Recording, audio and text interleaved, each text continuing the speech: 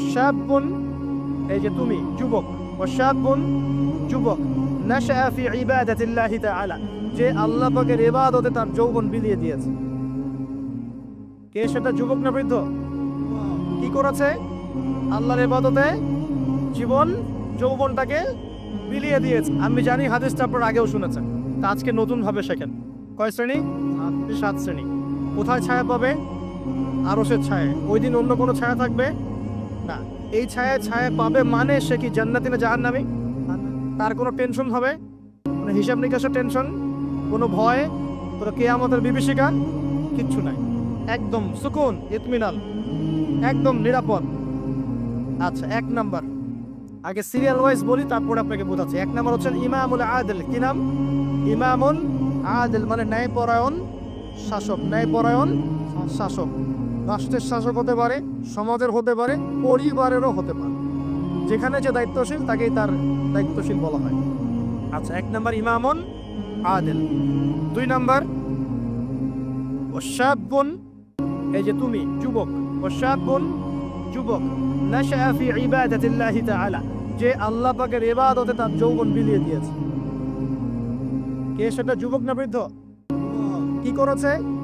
আল্লাহর ইবাদতে জীবন যৌবনটাকে বিলিয়ে দিয়েছে। বিলিয়ে দেওয়ার মানে কি? বিলিয়ে দেওয়া মানে কি পার্ট টাইম মুসলিম হওয়া না ফুল টাইম মুসলিম হওয়া? ফুল টাইম মুসলিম। আচ্ছা, সে কি কোরআন হাদিসের অংশ মানবে না পুরোটা মানবে? আলহামদুলিল্লাহ। 3 নাম্বার রাজুলুন, এমন ব্যক্তি, কলবুহু, যার কলব, কলব মানে কি? অন্তর, মুআল্লাকুন ফিল মসজিদ, মসজিদের সাথে অন্তর কি থাকে? ঝুলে থাকে। এটা কি সত্যি সত্যি কলিজা ঝুলে থাকে না টান? কি বোঝানো হচ্ছে? মসজিদের সাথে কি টান? ওই যে মোবাইল ফোনের সাথে যেমন হয়েছে আর কি, এখন ওইটাই হয়েছে না মোবাইলের সাথে। এখন রাজুলুন কলবুহু মুআল্লাকুন বিল মোবাইল, এখন হয়েছে এরকম, এমন ব্যক্তি যার অন্তর কি হয়? মোবাইলের সাথে ঝুলে থাকে, থাকে না? সবার, আমার সহ সবার ফোন সার্চ করলে দেখা যাবে যে আমরা লাস্ট হতে 1 ঘন্টা 2 ঘন্টা আগে লাস্ট টাইম আমরা হোয়াটসঅ্যাপ চেক করেছি, ফেসবুক চেক করেছি, আমরা ইউটিউব চেক করেছি। কিন্তু যদি আমল নামা দেখা হয়, দেখা যাবে লাস্ট 1 মাসেও কোরআন চেক করে নাই, লাস্ট 2 মাসেও হাদিসের একটা বই খুলে দেখে নাই। আল্লাহ পাক আমাদেরকে বোঝার তৌফিক দান করুন, এইরকম খারাপ বদঅভ্যাস থেকে বেরিয়ে আসার তৌফিক দান করুন। এখানে 3 নাম্বার, সেই ব্যক্তি যার কলব কোথায় ঝুলে থাকে? মসজিদে, মানে মসজিদের সাথে টান, জামাতে নামাজ পড়ার ব্যাপারে আগ্রহ থাকে। 4 রাজুলান, 2 ব্যক্তি। কয় ব্যক্তি? রাজুলানি তাহাব্বানি ফিল্লাহ ইজতামা আলাইহি ওয়া তাফাররাকা আলাইহি, 2 ব্যক্তি যারা আল্লাহর জন্য পরস্পরকে ভালোবাসে, একত্রিত হয় আল্লাহর জন্যই, বিচ্ছেদ হয় কার জন্য? আল্লাহর জন্য। আচ্ছা, বুঝাচ্ছি একটু পরে, সিলেক্টটা বলে নেই। 5 নাম্বার কে? ওয়া রাজুলুন, আরেকজন ব্যক্তি, দাত হয় মুরাআতান, যে ব্যক্তিকে কোনো মহিলা ডাকলো। এখানে ডাকলো মানে আসলে জেনার জন্য কি করলো? ডাকলো। দাত হয় মুরাআতান যাত মানসাবিন ওয়া জামাল, যে মহিলার সৌন্দর্য, মানে সৌন্দর্য আছে, খুবই সুন্দরী এবং উচ্চ বংশের কোনো মহিলা বা মেয়ে ডেকেছে জেনা করার জন্য একজন ব্যক্তিকে, সে বলছে ইন্নী আখাফুল্লাহ, আমি আল্লাহকে ভয় করি। এ হলো, এ কিন্তু যুবক হতে পারে, যুবকদেরকে এরকম বেশি প্রলোভিত করা হয়। 6 রাজুলুন, আরেকজন ব্যক্তি, তাসাদ্দাকা বিসাদাকাতিন, সে সদকা করেছে। কি করেছে? সদকা বা দান সদকা করেছে। হাত্তা লা তা'লামা শিমালুহু মা তুনফিকু ইয়ামিনু, এমনকি তার বাম হাত জানে না ডান হাত কি দান করেছে। ঠিক আছে, এত গোপনে সে দান করে যে তার বাম হাত জানে না ডান হাত কি দান করেছে। আর 7 নাম্বার রাজুলুন যাকারাল্লাহ খালিয়ান, যে ব্যক্তি আল্লাহকে ডাকে, খালিয়ান মানে গোপনে, নীরবে, নিভৃতে, একাকী আল্লাহকে ডাকে, ফাদাত আইনাহু, তার চোখ দিয়ে টপটপ করে পানি পড়তে থাকে। কয় শ্রেণী? 7 শ্রেণী। এবার বোঝেন, এটা বোঝার আগে একটু আকাশের দিকে তাকাবেন আজকে বাসায় গিয়ে, বা যেদিন আকাশে ভরপুর তারা উঠবে সেদিন দেখবেন। আকাশে তারা দেখেছেন কখনো? এখন তো সময় নাই, এগুলা মানুষ ব্যস্ত, আকাশে তারা দেখার সময় নেই। আল্লাহ পাক সূরা মুলক পড়তে বলেছেন রাত্রেবেলা, তাই না? সূরা মুলক পড়তে বলেছেন কখন? রাতের বেলা পড়লে কবরের আযাব থেকে বেঁচে থাকবে ইনশাআল্লাহ। আর ওই সূরাতেই দেখবেন প্রথম পৃষ্ঠাতেই আছে এই মহাকাশ তারকার কথা। আল্লাহ বলছেন তারা দেখো, তারা দেখো, তারার দিকে তাকাও, আল্লাহ সৃষ্টির দিকে তাকাও, দেখো যে তোমাদের এই আল্লাহর সৃষ্টির মধ্যে তোমরা কোনো খুঁত বের করতে পারো কিনা। দেখো, তাকায় দেখো, বারবার দৃষ্টি ফিরাও, তোমার দৃষ্টি ব্যর্থ হয়ে ফিরে আসবে। রাতে সূরা মুলক পড়তে বলেছেন, আর তারা কখন ওঠে? আর সেই তারার কথা এই সূরাতেই আছে। মেলাতে পারছেন? সুবহানাল্লাহ, চিন্তা করেছেন? এখন এখান থেকে হাদিসে আসতেছে, আকাশের তারাগুলো দেখবেন, দেখে মনে হবে যে হয়তো বিক্ষিপ্ত হয়ে আছে, আসলে বিক্ষিপ্ত না। প্রত্যেকটা তারার সাথে প্রত্যেকটা তারার একটা গাণিতিক মিল আছে, জ্যামিতিক মিল আছে। তোমরা কি জ্যামিতি পড়ছো না? ত্রিকোণমিতি, পরিমিতি এগুলো পড়ছো না? দেখবা তারা থেকে তারা তুমি চমৎকার কিছু শেপ এবং ম্যাথমেটিক্যাল ফাংশন বের করতে পারো। দূরত্ব, ডিস্টেন্স, এক তারা থেকে এক তারার ডিস্টেন্স, ওই থেকে আরেকটা ডিস্টেন্স, আরেকটা থেকে আরেকটা ডিস্টেন্স, সেম পাবা, সমান পাবা, চোখ দিয়ে দেখতে পারবা। তুমি ছোট পরিসরও দেখতে পারবা যে তারাগুলোর মধ্যে একটা গাণিতিক মিল আছে। আর চোখটাকে যদি বড় করো, আকাশটাকে আরো বড় করো, দেখবো বড় পরিসরেও দেখতে পারবা। ঠিক যেমন কোরআনের সূরাগুলো এবং হাদিসগুলোকে যদি এবং কোরআনের সূরাগুলোকে, আয়াতগুলোকে যদি এভাবে তারার মতো করে মেলানো যায়, একটার সাথে আরেকটা, হেদায়েত খুঁজে পাওয়া যায়। কি পাওয়া যায়? ঠিক একইভাবে হাদিসগুলোকে যদি একটার সাথে একটা মেলানো হয়, তখন একটা সুন্দর হেদায়েত বের হয়ে আসে। একটা এক্সাম্পল দিলে বুঝতে পারবো। ইসলাম, আল্লাহ পাক বলছেন সূরা মাইদার 3 নম্বর আয়াতে, ইসলামকে পরিপূর্ণ করেছি। কি করেছি? ইসলামকে পরিপূর্ণ করেছে। আবার আল্লাহ পাক বলছেন সূরা আলে ইমরানে গিয়ে, এই পরিপূর্ণ দিন বাদ দিয়ে কি তোমরা অন্য কোনো দিন তালাশ করছো? আবার আল্লাহ পাক সূরা আলে ইমরানের শুরুর দিকে নিয়ে গিয়ে বলছেন, এই পরিপূর্ণ দিনই আল্লাহর কাছে একমাত্র দিন। মানে একটার সাথে একটা মেলাবেন, আপনি ডটগুলো মেলালেই আপনি একটা রেজাল্ট পাবেন আর কি, যে কোনো মাসালায়, যে কোনো বিষয়। এখন আসেন এই হাদিসটার দিকে ফোকাস করেন, যেটা বললাম। এখানে যে সিরিয়ালটা বলা হয়েছে 7 সিরিয়ালের মধ্যে তারার মতো করে আপনাকে একটা মিল সেতু বন্ধন বের করতে হবে। প্রথমে কার কথা বলা হয়েছে? ন্যায়পরায়ণ শাসক। এই ন্যায়পরায়ণ শাসকটাকে আপনি প্রথমে না বুঝে পরে বোঝেন। 2 নম্বরে কার কথা বলা হয়েছে? সেই ব্যক্তি যে তার যৌবন আল্লাহর পথে দিয়েছে, এটাকে আপনি পরে বোঝেন। প্রথমে তুলে নিয়ে আসবেন 3 নম্বরটাকে। কয়টাকে? প্রথমে তুলে নিয়ে আসবেন কোন নম্বরটা?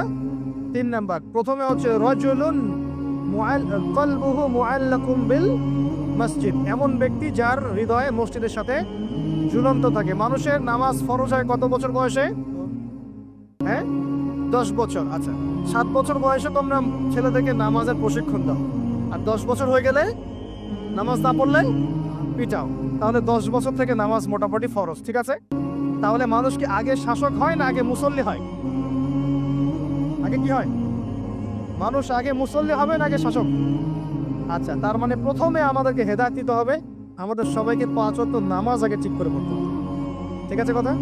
রজুলুন, আমার আপনার অন্তর থাকবে মসজিদের সাথে ঝুলন্ত, মানে আপনি নামাজের ব্যাপারে খুব পাবন্দ হবে, ইবাদতগুলো আগে ঠিক করবেন। নামাজের পর আরো ইবাদত আছে না? জিকির, আজকার, তাসবিহ, তাহলিল, জ্ঞান অর্জন, আপনার নফল নামাজ, সুন্নত, মুস্তাহাব, অনেক আমল আছে না? এই আমলগুলো হলো আগে। এরপর এই আমলগুলো করার সবচেয়ে সেরা সময় কোনটা? কিশোর বয়স, যৌবনকাল না বার্ধক্য? এই আমলগুলো করার সবচেয়ে উত্তম টাইম কোনটা? কখন সবচেয়ে বেশি শক্তি থাকে, সামর্থ্য থাকে, এনথুজিয়াজম থাকে? কখন, কোন সময়? এবার আপনি 2 নম্বরটা নিবেন, ওই ব্যক্তি যে তার যৌবন আল্লাহর পথে বিলিয়ে দিয়েছে। বুঝতে পারছেন? এবার ধরতে পারছেন? এখন ইবাদত করার সবচেয়ে সেরা মৌসুম কোনটা? যৌবনকাল। এই যৌবনকালটাকে আল্লাহর পথে বিলিয়ে দেয়া মানে পুরো যৌবনকাল জুড়ে আপনাকে আল্লাহর জন্য ইবাদতগুলো করতে হবে। মারা যাবে ইনশাআল্লাহ। এটা হলো আল্লাহর জন্য যৌবন উৎসর্গ করার ব্যাখ্যা। এবার আসেন, যৌবনকালের সবচেয়ে বড় ফেতনা কোনটা? চরিত্র ঠিক রাখা। কোনটা? কথা বুঝতে পারছেন না? এই তো সবাই যুবক, যৌবনকালের সবচেয়ে বেশি সমস্যা হয় কিসে? চোখে। কিসে? চোখে, লজ্জাস্থানে, চোখে, চরিত্রে। এটা স্বাভাবিক। আমরাও যুবক, যৌবনকালের সবচেয়ে বেশি প্রবলেম হয় কিসে? মেয়েদেরকে নিয়ে, চোখের সমস্যা, মনের সমস্যা, চরিত্র হেফাজতের সমস্যা। এই কারণে আপনি এখন এই 7টার মধ্যে এটাকে নেবেন। সেই ব্যক্তি আরো সে ছায়া পাবে যাকে কোনো মেয়ে ডেকেছে জেনার জন্য, সে বলেছে আমি আল্লাহকে কি করি? ভয় করি। তার মানে আগে ইবাদত ঠিক করবেন, তারপরে যৌবনকাল আল্লাহর পথে ইবাদত করে কাটাবেন, আর এই যৌবনে সবচেয়ে বেশি কেয়ারফুল থাকবেন চরিত্র হেফাজতের ব্যাপারে। হাদিস বুঝতে পারছেন? আচ্ছা, এবার আসেন, এখন এই চরিত্র হেফাজত করার সবচেয়ে সেরা পদ্ধতি কি? বিবাহ শাদী না? চরিত্র হেফাজত করার সবচেয়ে সেরা পদ্ধতি কি? কারণ মানুষের যৌন চাহিদা আছে, ভালোবাসার প্রয়োজন আছে, আর স্ত্রীর দরকার আছে, যুগিনা লিন-নাস হুব্বুশ শাহওয়াতি মিনান নিসা, মানুষের মধ্যে সবচেয়ে বেশি আকর্ষণ দেওয়া হয়েছে কার প্রতি? নারীর প্রতি। অতএব একজন পুত পবিত্র নেককার মেয়ে আমি চাই, তাই কিনা? আমরা সবাই চাই। এখন এই কারণে এই হাদিসের মধ্যে এটা নিবেন, ওই দুজন মানুষ, কোন দুজন? দুজন ছেলে ছেলেও হতে পারে, দুই মেয়েও হতে পারে, আবার ছেলে মেয়েও হতে পারে, যারা একে অপরকে ভালোবাসে কার জন্যে? মানে পবিত্র ভালোবাসা, অপবিত্র জেনা নয়, পবিত্র ভালোবাসা, এবং মিলিত হয় আল্লাহর জন্যে, বিচ্ছেদ ঘটে কার জন্যে? আল্লাহর জন্য। আপনি স্ত্রীকে বাসায় গিয়ে তার সাথে মহব্বত করছেন, আল্লাহর জন্য মিলিত হচ্ছেন, তাই না? আবার যখন আপনি দিনের জন্য বা দিনের কোনো কাজে বা ভালো কোনো কাজে রিজিকের সন্ধানে বের হয়ে যাচ্ছেন, আল্লাহর জন্য ছেড়ে চলে আসছেন, তাই না? এই যে দেখেন, চরিত্র হেফাজত করার কথা যেমন এখানে আছে হাদিসে, আবার এটাও আছে চরিত্র কিভাবে হেফাজত করবেন? পবিত্র ভালোবাসার মধ্য দিয়ে। আল্লাহ পাক তৌফিক দান। তো পবিত্র ভালোবাসা কোথায় পাবেন? বিবাহ শাদী করুন। এরপর কি লাগে? এরপর লাগে আমাদের অর্থনীতি। কি লাগে? অর্থনীতি লাগে না? এখানে আছে অর্থনীতির বিষয়। শোনেন, রাজুলুন তাসাদ্দাকা বিসাদাকাতিন, এক ব্যক্তি সদকা করেছে, এত গোপনে যে বাম হাত জানে না ডান হাত কি সদকা করেছে। এখানে অর্থনীতির বিষয় নাই। ইসলামিক অর্থনীতির মূল বিষয় হচ্ছে দান, সাদাকা, যাকাত, ব্যবসা, এগুলা। ইসলামিক অর্থনীতির মূল কি? দান, সাদাকা, বিজনেস, ব্যবসা এবং যাকাত। আরো কিছু বিষয় আছে কিন্তু এগুলো মৌলিক। এর বিপরীতে বর্তমান বিশ্বজুড়ে চলমান হারাম অর্থনীতির মূল ভিত্তি হচ্ছে সুদ বা রিবা। সুদ বা রিবা। কোনটা হালাল কোনটা হারাম?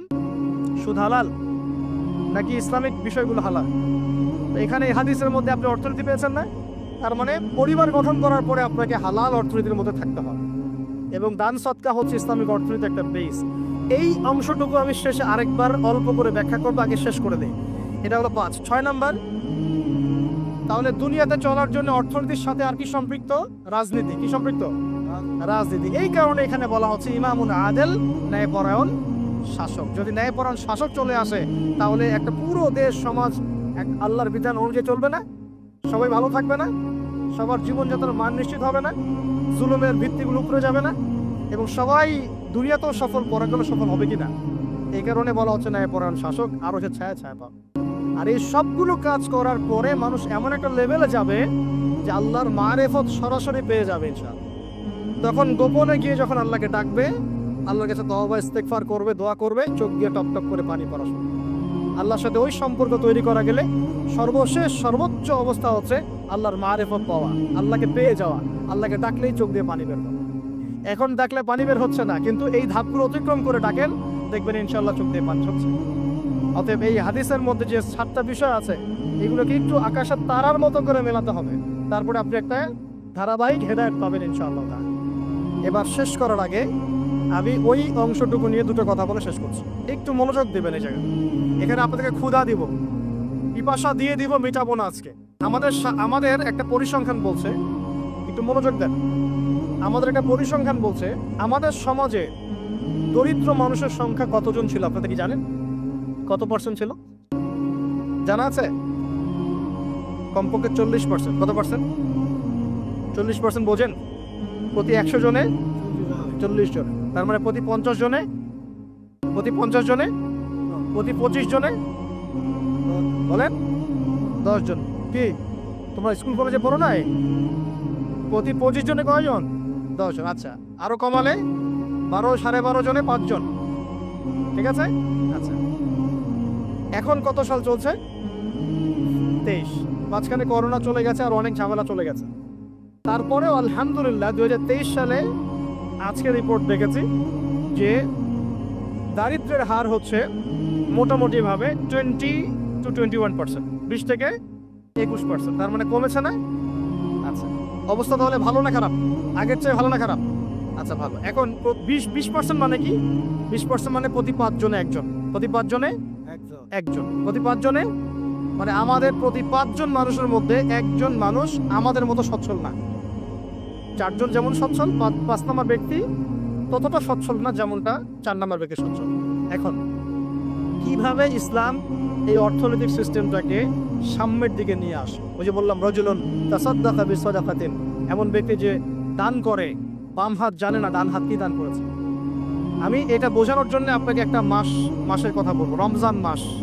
নাম তো শুনেছি। আচ্ছা, রমজান মাসে কিন্তু আমরা মোটামুটি 100% ইসলাম ফলো করার চেষ্টা করি। অন্য কোনো মাসে করি না করি, এই মাসে করি।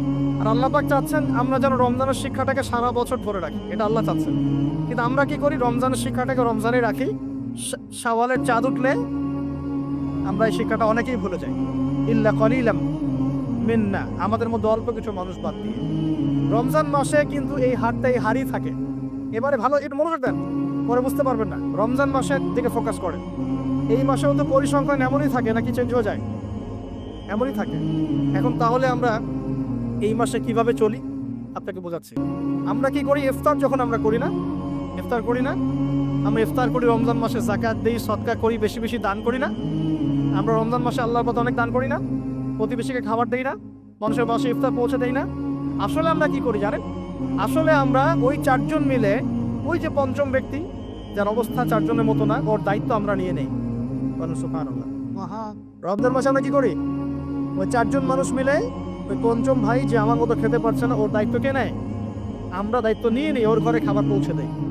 এভাবে পুরো সমাজের মানুষ খাওয়া শুরু করে, কেউ না খেয়ে মারা যায় না। দেখবেন সবার বাজার সেহরি খাবার, আপনার খাবার দিয়ে আসা হয়, ইফতার দিয়ে আসা হয়, আমরা দিই না?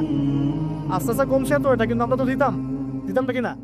এমনকি অমুসলিম ভাইরাও যদি থাকে, ওদেরকেও ডেকে আসে আমরা কি বলি, বসেন ইফতার করে, বলি না?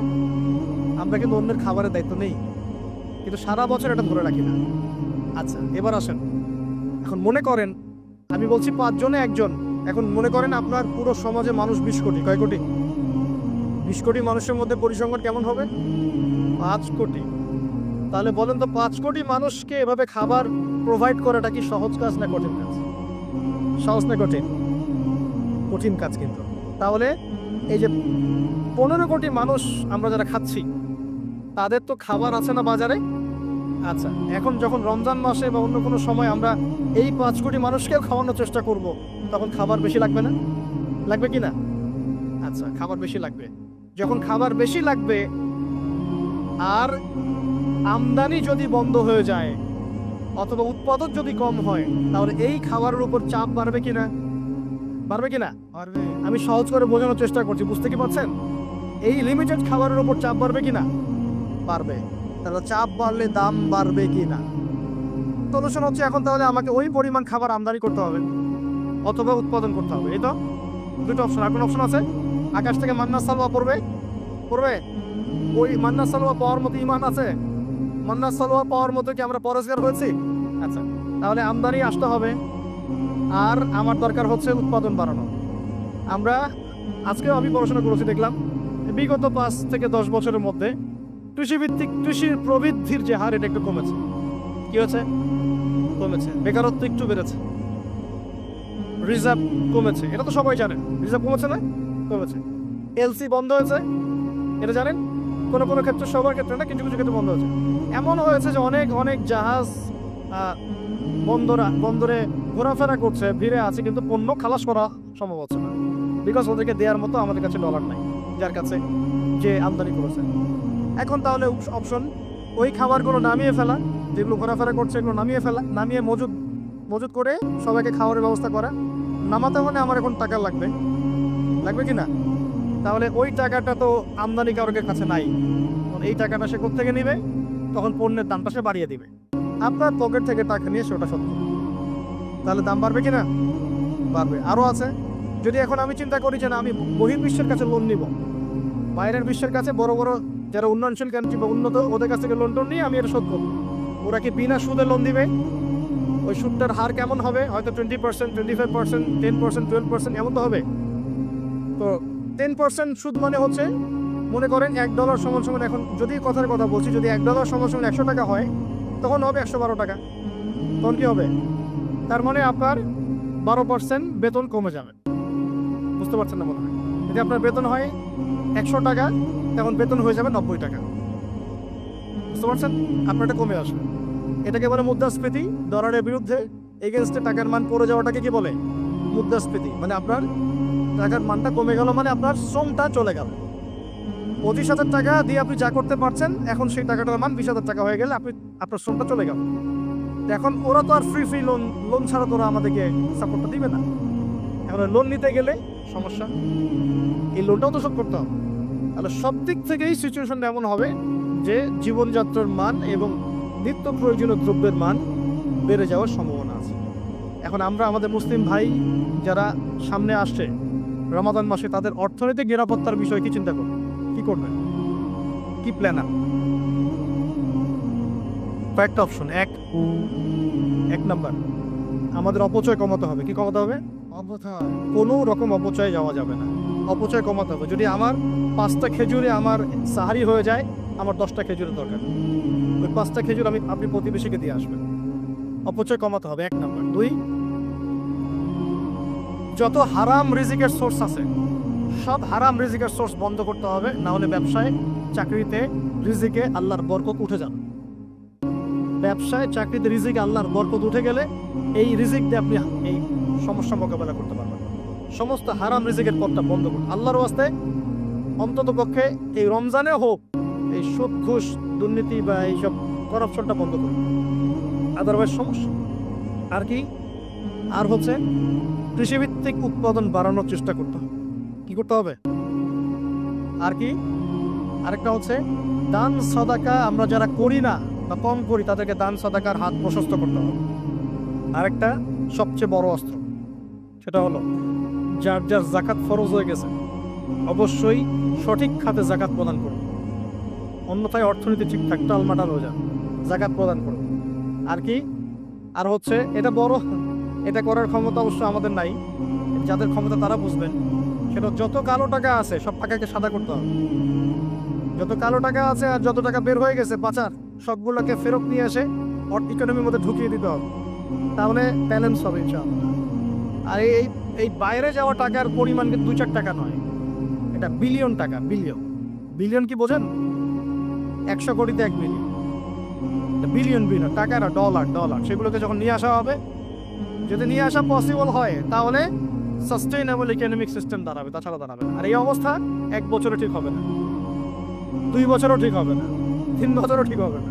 কিন্তু যদি এই ইসলামিক পদ্ধতিগুলো অ্যাপ্লাই করা যায়, ইনশাল্লাহ একদিন না একদিন এই অবস্থা আমাদের সমাজ কাটিয়ে উঠবে ইনশাল্লাহ। আমি একটা কান্ট্রির এক্সাম্পল দিয়ে শেষ করছি। আজকে থেকে 40 বছর আগে বর্তমান বিশ্বের অন্যতম সুপার পাওয়ার, তার নাম চায়না। কি নাম?